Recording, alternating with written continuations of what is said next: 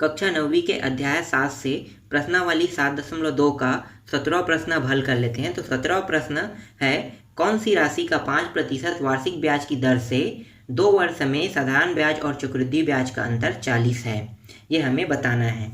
तो इसका मतलब क्या है कि यहाँ पे हमें साधारण ब्याज भी निकालना है, चक्रवृद्धि ब्याज निकालना है और दोनों ज्ञात करने के बाद उसका अंतर भी बताना है। उसका अंतर कितना है? 40 है, ये हमें बताना है। समझ में आ रहा है क्या क्या निकालना है? साधारण ब्याज और चक्रवृद्धि ब्याज दोनों निकालना, और दोनों निकालने के बाद हमें इन दोनों का अंतर बताना है। तो जो जो दिया है पहले उसको लिख लेते हैं। तो क्या यहाँ पे मूलधन दिया है? तो मूलधन नहीं दिया है, यहाँ पे पी का जिक्र ही नहीं किया है, मतलब रुपये का जिक्र नहीं किया है। इसका मतलब ये है कि इस प्रश्न में मूलधन नहीं है। तो हमें क्या करना है? पहले हमें मूलधन निकालना है।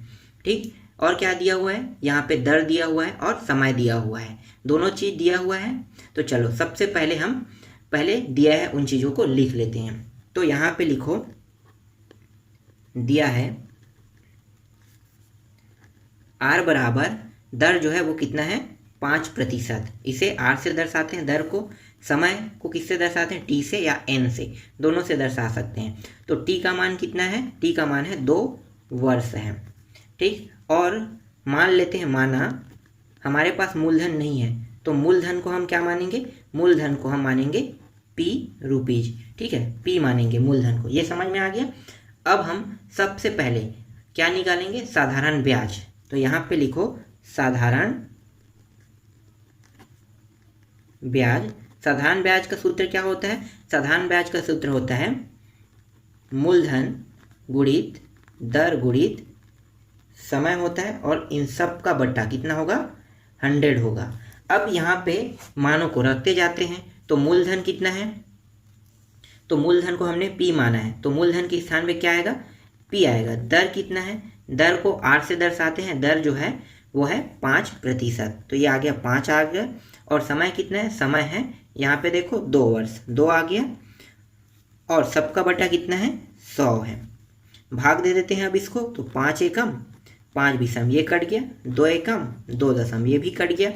तो साधारण ब्याज कितना प्राप्त हुआ? यहाँ पे लिख लेते हैं साधारण ब्याज बराबर प्राप्त हुआ P/10 रुपीज प्राप्त हुआ। तो ये रहा साधारण ब्याज निकल गया। अब हमें क्या निकालना है? अब हमें इस प्रश्न में सिर्फ चक्रवृद्धि ब्याज बस और निकालना है। तो चलो उसको भी ज्ञात कर लेते हैं। चक्रवृद्धि ब्याज ज्ञात करने के लिए सबसे पहले हमें मिश्र धन निकालना होगा। तो मिश्र धन यहाँ पे लिख लेते हैं, मिश्र धन बराबर, मिश्र धन का सूत्र क्या होता है? P1 + R/100 होता है, और यहाँ पे T लगा रहता है। इसी सूत्र में अब मानों को रखते जाओ। तो P को हमने मूलधन को हमने क्या माना है? P, तो P जैसा है वैसा रहेगा। फिर 1, R का मान कितना है? 5%, तो 5/100, और T का मान कितना है? समय है 2 वर्ष। ये हो गया P, ये हो गया 5 एकम 5 विषम, 20 एकम और 1 21, तो ये आ गया 21/20, 2 वर्ष। तो ये हो जाएगा P गुणित 21/20, और ये भी हो जाएगा 21/20। क्यों? क्योंकि यहाँ पे 2 घात है, 2 घात मतलब 2 बार इसका गुणा कर दो। तो ये हो जाएगा 441 हो जाएगा, और यहाँ पे P का गुणा होगा तो 441 P आ जाएगा, और ये हो जाएगा 20 गुणित 20 400 हो जाएगा। ठीक, यहाँ तक समझ में आ गया। तो मिश्र धन क्या प्राप्त हुआ? मिश्र धन बराबर प्राप्त हुआ 441/400। अब हम चक्रवृद्धि ब्याज निकाल लेते हैं। तो चक्रवृद्धि ब्याज को दर्शाते हैं CI से। CI बराबर मिश्र धन माइनस मूलधन। तो मिश्र धन में हम मूलधन को घटाएंगे तो चक्रवृद्धि ब्याज निकल जाएगा। मिश्र धन कितना है? मिश्र धन है 441P/400, और मूलधन कितना है? P। मूलधन को हमने क्या माना था? P माना था ना, तो मूलधन का मान रहेगा P।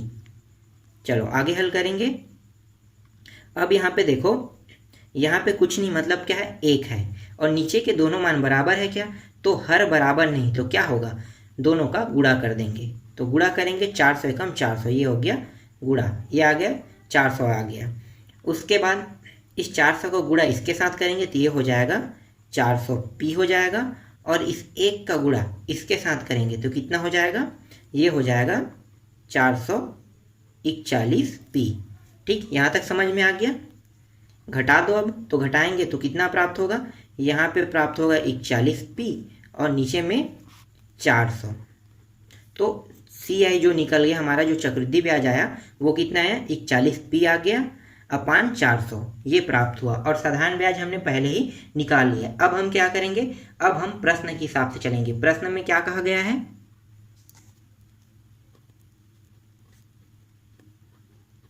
यहाँ पे अब हम लिख लेते हैं प्रश्नानुसार। तो अब हम दोनों का अंतर निकाल लेते हैं। तो हमारे पास चक्रवृद्धि ब्याज भी है, तो चक्रवृद्धि ब्याज को हम दर्शाते हैं CI से और साधारण ब्याज को हम दर्शाते हैं I से। ठीक है, यहाँ पे हिंदी में आप साधारण ब्याज लिख सकते हो और इसके स्थान पे चक्रवृद्धि ब्याज लिख सकते हो। दोनों का अंतर, अंतर का मतलब होता है घटाना, और दोनों का अंतर कितना है, 40 है, ये कहा है।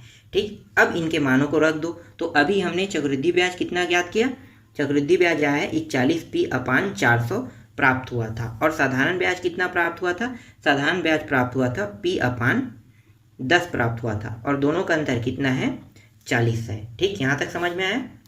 चलो आगे हल करते हैं। अब यहाँ पे देखो नीचे के दोनों हर बराबर नहीं, तो क्या करेंगे, गुणा कर देंगे। तो गुणा हो जाएगा, तो ये हो जाएगा 10 गुणी 400, कितना होगा, 4000। फिर इस 10 का गुणा इसके साथ होगा, तो ये आ जाएगा 410p, और ये 400 को गुणा इसके साथ होगा p के साथ, तो ये हो जाएगा 400p, और यहाँ पे क्या है, 40 है। बराबर, घटा दो अब इसको, तो यहाँ पे सिर्फ बचेगा 10p बचेगा और नीचे में बचेगा 4000, और यहाँ पे क्या है, 40 है। यहाँ से एक शून्य कट गया। ऊपर में बचा क्या, ऊपर में सिर्फ बचा है p, और नीचे में क्या बचा है, 400 बचा है, और यहाँ पे कितना है, 40। अब ये जो 40 है ना, इसको इस साइड ले आते हैं, तो क्या होगा, तिरिया गुणा होके ऊपर चला जाएगा, तो ये 40 के साथ गुणा हो जाएगा। तो यहाँ पे बचेगा सिर्फ p बराबर 40 गुणित 400, तो दोनों का गुणा करेंगे तो ये प्राप्त हो गया p बराबर 4 चौक 16, और ये आ गया 16,000 रुपये। तो p का मान प्राप्त हो गया हमें, और p का मान इस प्रश्न में हमें ज्ञात करना है।